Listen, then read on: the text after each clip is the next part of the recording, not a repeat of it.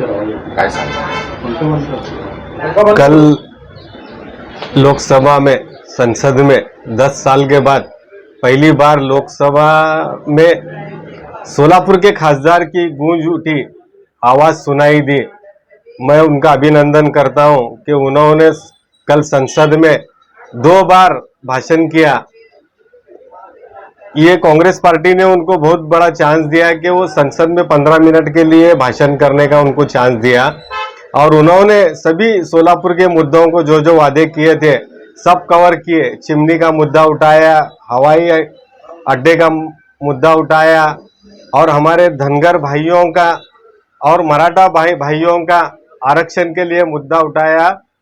उनको मैं मुबारकबाद देता हूं। लेकिन बड़े अफसोस की बात है कि परिणीति जी शिंदे को मुसलमानों ने भी मतदान किया था और एक तरफा मतदान किया। सोलापुर में नहीं, महाराष्ट्र में ही नहीं, बल्कि पूरे हिंदुस्तान में मुसलमानों ने एक तरफा मतदान कर कांग्रेस को और कांग्रेस के अलायंस को, इंडिया अलायंस को जीत दिलाने में मुसलमानों का बहुत बड़ा हाथ है। ये शायद वो भूल गए और उन्होंने मुसलमानों के लिए कुछ आवाज नहीं उठाई। तो मैं चाहता हूं कि जो सोलापुर की कौमी एकता मंच और कुल जमाते तंजीम और जो बाकी के संगठन है, हमारे मुस्लिम लीडरान कांग्रेस के हैं, जिन्होंने समाज को आह्वान किया, मुस्लिम समाज को, कि कांग्रेस को जीत दिलाए, अपना वोट कांग्रेस को दे। और हमारी गोशा पर्दा नशीन औरतें भी बाहर निकलकर कांग्रेस को वोट किए और कांग्रेस की जीत में हमारा बहुत बड़ा हाथ था।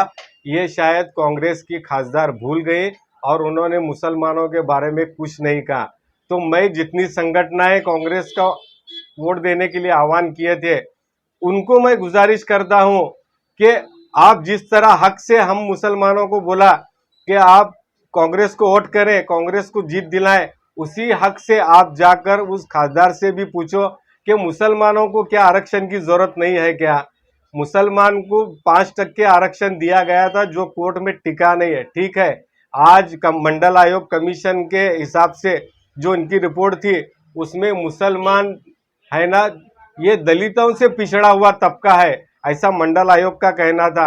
आज सबसे ज्यादा जरूरत मुसलमानों को है, मुसलमान पिछड़ा हुआ है।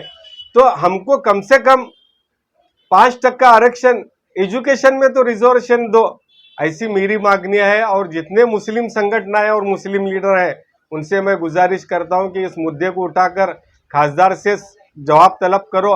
क्या मुसलमानों ने उनको वोट नहीं दिया था क्या? ऐसा मेरा कहना है।